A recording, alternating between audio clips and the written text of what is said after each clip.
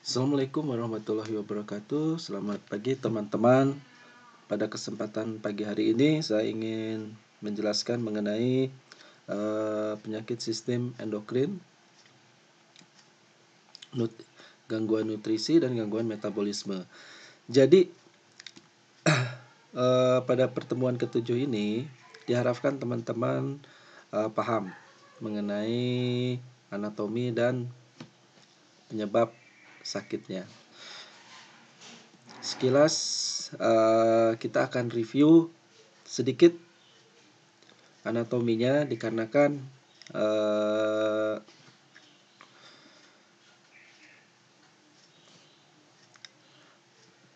sudah diberikan oleh dosen yang lainnya. Oke. Tujuannya dari pembelajaran ini adalah teman-teman dapat mengenal kode atau kondisi gangguan endokrin, nutrisi, dan metabolisme, lalu mampu mengenal berbagai kondisi berikut kode gangguan kelenjar tiroid dan paratiroid, lalu juga mengenal berbagai cara penentuan kode kondisi yang dirinci dalam penyakit diabetes mellitus. Lalu juga mampu mengenal cara penentuan kode yang tepat berbagai tingkat kondisi.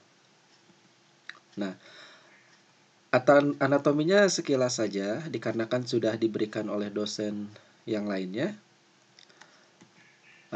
Kalau kita lihat di gambar ini, kelenjar itu ada kelenjar hipotalamus, lalu ada paratiroid, kelenjar paratiroid, lalu juga ada pituitary gland, tiroid, lalu adrenal gland, lalu juga ada kelenjar ovarium, kelenjar testis pada pria.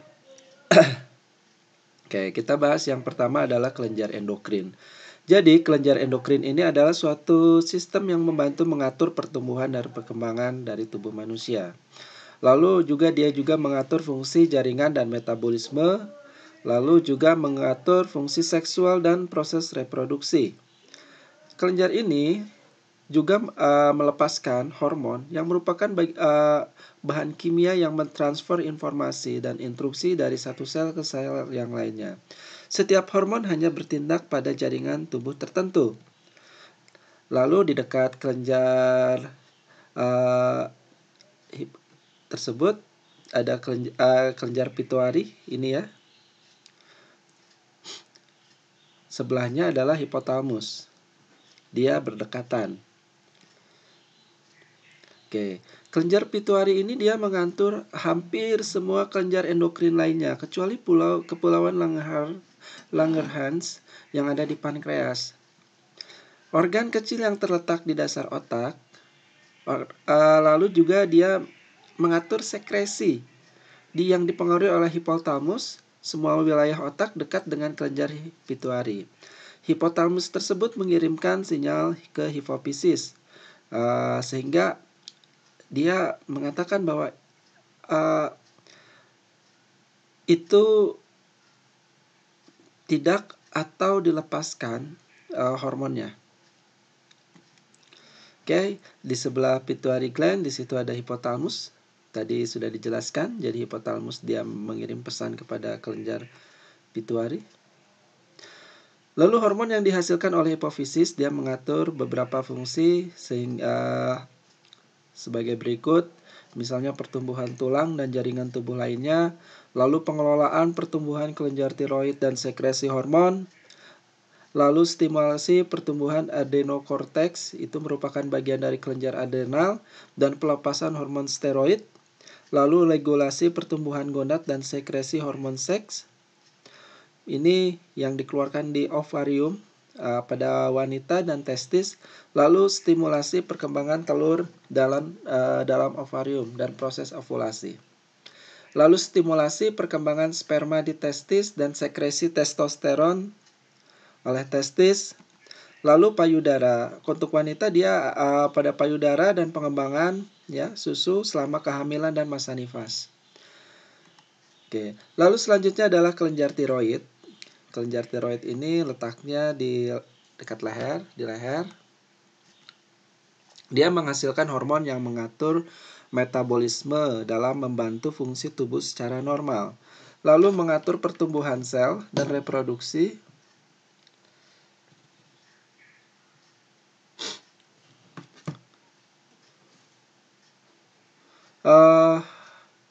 dan menanggapi lingkungan. Tiroid membantu metabolisme dalam membantu sel-sel dalam mengambil oksigen. Lalu kelenjar tiroid juga mengeluarkan kalsitonin. Dia ada suatu hormon yang membantu dalam menjaga tingkat abnormal kalsium dalam darah dan tulang.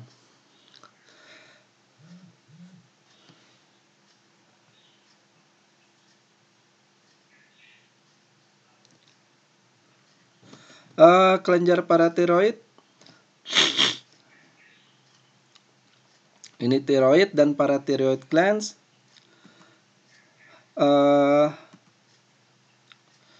Di balik tiroid ini ada 4 kelenjar paratiroid, ya. Dia berbentuk kecil. Lalu fungsinya adalah untuk mengeluarkan hormon paratiroid yang mengatur jumlah kalsium dan fosfor dalam tubuh. Lalu hormon ini memastikan bahwa sistem saraf dan muskuloskeletal berfungsi dengan baik dan perkembangan tulang yang diperlukan terjadi. Ini kelenjar adrenalnya. Oke, pertanyaannya, kelenjar adrenal ini letaknya di mana? Mungkin kalau lihat dari sekitar teman-teman udah bisa tebak ya, adrenal itu pasti letaknya di belakang ginjal. Oke, fungsinya kelenjar adrenal ini adalah fungsinya dia sepasang yang terletak di bagian atas setiap ginjal.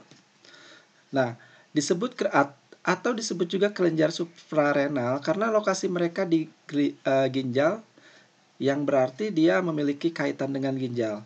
Kelenjar adrenal mengeluarkan hormon yang memungkinkan tubuh untuk bereaksi selama reaksi stres. Jadi yang berarti stres tubuh atau fisik daripada stres mental. Juga mempertahankan kadar garam dalam darah. Lalu dia juga mengontrol tekanan darah, membantu mengelola fungsi ginjal, lalu mengatur konsentrasi cairan ke seluruh dalam tubuh.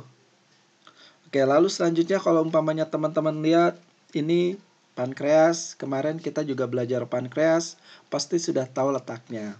Oke, pasti yang C ini, bagian C ini adalah pankreas, teman-teman. Nah, pada pankreas dia terdiri dari atau disebutnya kepulauan Langerhans. Di sini apabila dibelah, teman-teman bakal lihat Langerhans itu seperti apa. Nah, pankreas itu dia mengandung kelompok sel yang disebut pulau Langerhans yang menghasilkan hormon insulin dan glukagon. Jadi hormon insulin tersebut dia dihasilkan pada pankreas.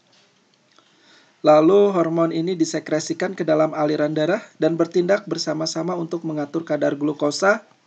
Lalu insulin menurunkan tingkat gula dalam darah dan meningkatkan jumlah glikogen, bentuk glukosa yang disimpan dalam hati. Lalu glukagon meningkatkan kadar gula darah dalam tubuh, juga mengatur agar jangan terlalu rendah. Oke.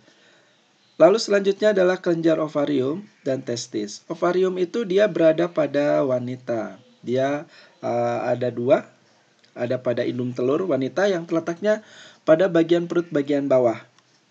Selain menghasilkan ovum, ovarium memproduksi hormon seperti estrogen dan progesteron yang memberikan perempuan karakteristik seks mereka, mengatur siklus menstruasi, lalu mempersiapkan dan mempertahankan rahim selama kehamilan.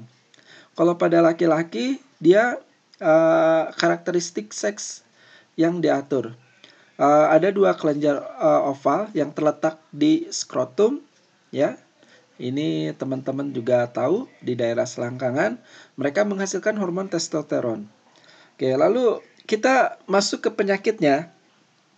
Oke, penyakitnya untuk goiter, hipertiroidisme, tiroid mungkin akan saya bahas minggu depan. Mungkin kita akan masuk dulu ke penyakit diabetes mellitus. Penyakit diabetes mellitus ini adalah kondisi yang timbul akibat gangguan pankreas. Dia tidak mampu memproduksi cukup insulin atau sama sekali dia tidak menghasilkan. Insulin ini adalah hormon yang bertanggung jawab terhadap absorpsi glukosa ke dalam sel tubuh manusia, ke dalam sel tubuh sehingga menghasilkan energi yang dibutuhkan.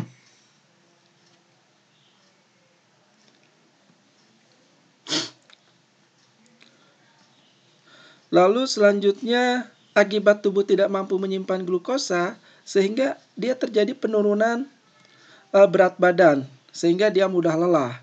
Lalu DM juga dapat mengakibatkan terjadinya gangguan metabolisme lipid dan percepatan terjadinya degenerasi pembuluh darah kecil. Lalu ada dua tipe, DM tipe 1 dan tipe 2. Ini biasanya banyak pada usia di bawah 30 tahun.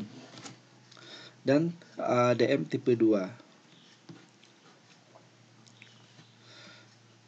Oke, lalu selanjutnya ada diabetes insipidus. Ini adalah suatu kondisi yang jarang ditemukan pada diabetes. Yang ditemukan pada diabetes insipidus ini biasanya tandanya juga biasanya poliuri, polidipsi, timbul akibat kegagalan kelenjar pituitari mensekresi hormon antidiuretika atau HDH. Secara normal, hormon ini dapat bekerja mengurangi air yang lewat ke ginjal untuk mempertahankan laju keenceran darah. Lalu pada kasus tertentu, walaupun jarang terjadi, biasanya terjadi nephrogenik diabetes insipidus akibat gagalnya ginjal respon terhadap laju kadar normal. Ini umumnya kongenital, namun bisa juga akibat pielonefritis atau peradangan pada ginjal, pielum ginjal. Lalu ini terapinya mungkin saya tidak ingin terlalu detail karena ini bukan ranah medis. Biasanya antidiuretik hormon. Oke, mungkin untuk pembahasan saya cukupkan sekian. Kita teman-teman supaya fokus, mungkin minggu depan kita akan coba lakukan ujian tengah semester. Dari saya cukupkan sekian. Billahi taufik wal hidayah. Wassalamualaikum warahmatullahi wabarakatuh.